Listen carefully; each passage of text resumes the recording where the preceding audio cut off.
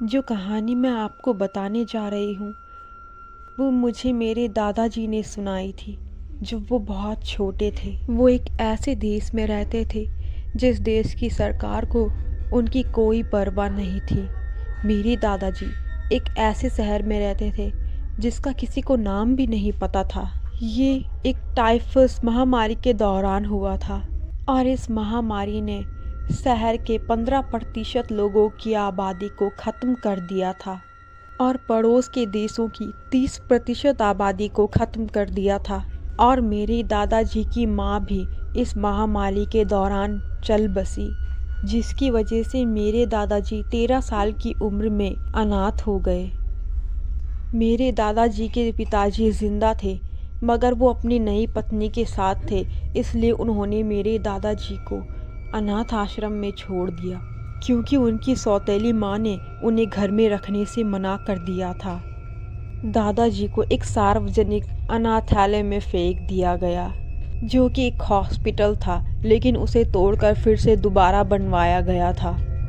वहाँ पर जितने भी बच्चे थे सभी को एक एक कमरा दिया गया था और हर एक कमरे में 5 बच्चे मिलकर एक साथ रहते थे।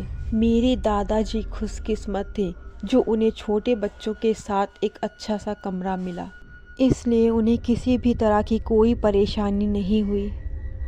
लेकिन उनका दोस्त लापो वो इतना खुशकिस्मत नहीं था।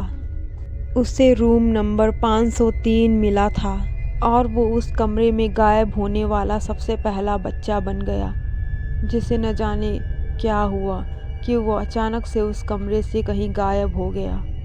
लापो मेरे दादाजी का सबसे अच्छा दोस्त था।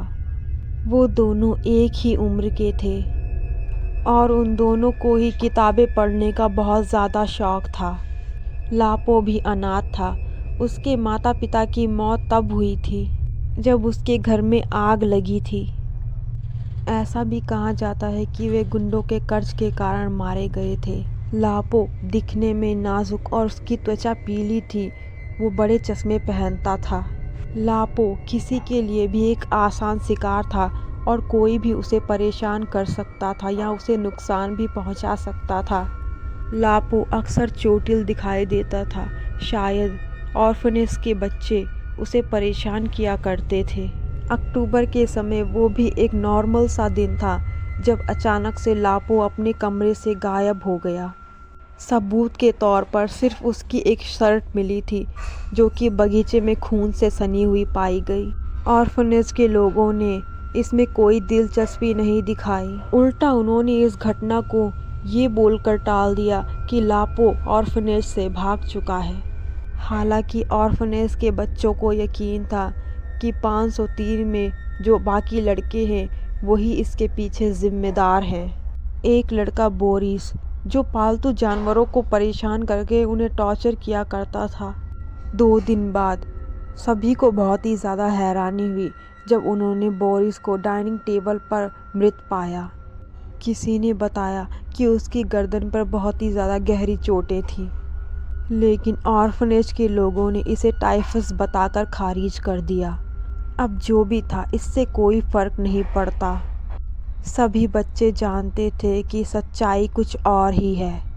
अब 503 रूम में सिर्फ 3 ही बच्चे बचे थे, जिसमें 2 जुड़वा भाई जिनका नाम माइक और मिखाइल था।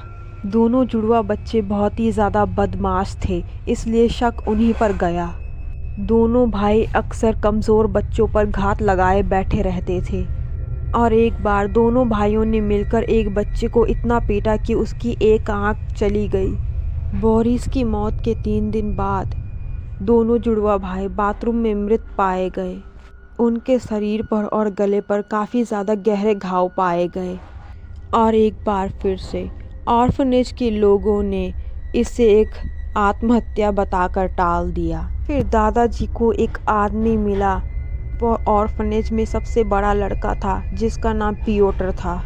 16 साल की उम्र में भी वो 6 फुट 3 इंच लंबा था और उसका वज़न 250 पाउंड से भी ज़्यादा था। उसे काफ़ी सारी गंभीर परेशानियां भी थी।